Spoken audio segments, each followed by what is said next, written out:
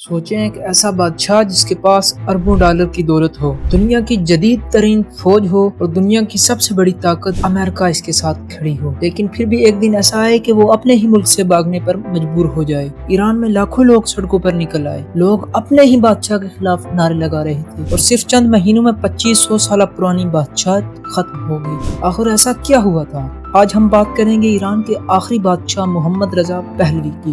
کیسے وہ طاقت کے عروج پر پہنچا، کیسے عوام اس کے خلاف ہو گئی اور کیسے ایک جلاوطن عالم دین نے اس کی پوری سلطنت ختم کر دی۔ ایران میں پہلوی خاندان کی حکومت 1925 میں شروع ہوئی جب رضا شاہ پہلوی نے اقتدار سنبھالا۔ اس نے ایران کو جدید بنانے کی کوشش کی، لیکن دوسری جنگ عظیم کے دوران عالمی طاقتوں نے ان پر دباؤ ڈالا اور انہیں اقتدار چھوڑنا پڑا۔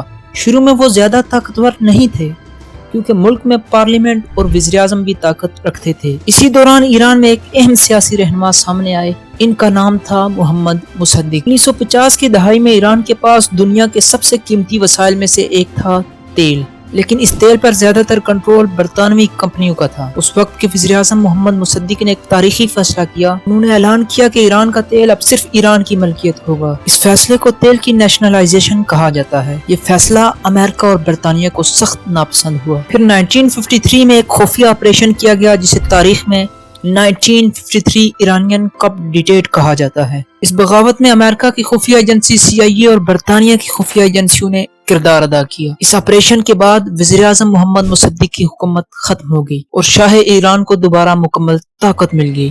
اس واقعے کے بعد بہت سے ایرانیوں کا خیال تھا کہ شاہ دراصل امریکہ کے سہارے اقتدار میں ہے۔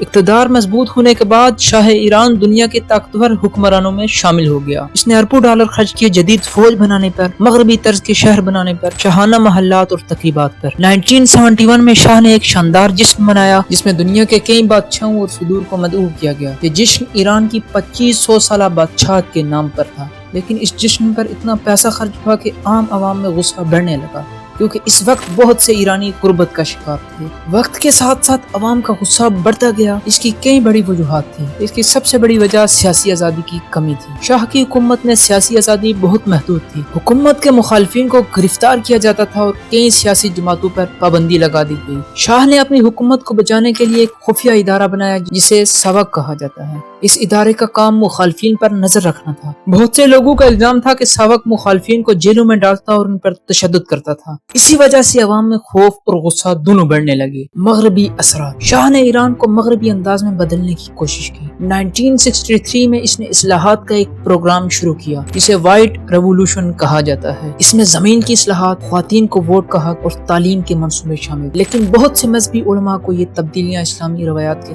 خلاف لگتی تھیں۔ اسی دوران ایک مذہبی عالم دین شاہ کے سخت مخالف بن گئے۔ ان کا نام تھا روح اللہ خمینی۔ انہوں نے شاہ پر الزام لگایا کہ وہ اسلام کو کمزور کر رہا ہے، وہ امریکہ کا اتحادی ہے اور وہ مغربی ثقافت کو ایران میں پھیلا رہا ہے۔ ان کی تقاریر عوام میں بہت مقبول ہونے لگی۔ من دولت تعیین میکنم، من به پشتیبانی این ملت دولت تعیین میکنم، من به واسطه اینکه ملت مرا قبول دارد۔ خمینی کو جلاوطن کیوں کیا گیا؟ 1963 میں خمینی نے شاہ کے خلاف سخت تقریریں کی۔ حکومت کو خوف ہوا کہ ان کی مقبولیت شاہ کے لیے خطرہ بن سکتی ہے، اس لیے پہلے انہیں گرفتار کیا گیا۔ پھر 1964 میں شاہ نے انہیں ایران سے جلاوطن کر دیا۔ وہ پہلے ترکی، پھر عراق اور بعد میں فرانس چلے گئے، لیکن جلاوطنی کے باوجود ان کے پیغامات اور تقاریر خفیہ طور پر ایران پہنچتے رہے اور آہستہ آہستہ وہ شاہ کے خلاف تحریک کے سب سے بڑے رہنما بن گئے۔ انقلاب 1978 میں ایران میں بڑے احتجاج شروع ہو گئے۔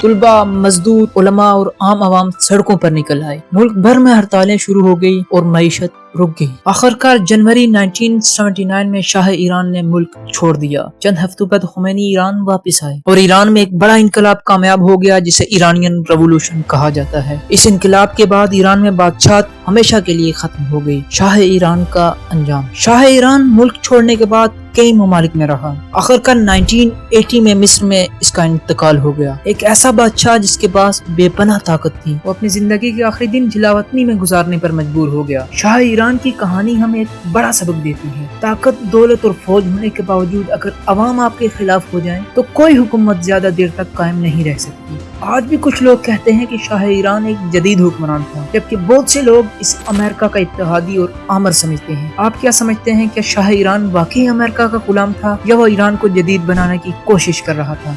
अपनी राय कमेंट्स में जरूर दीजिएगा।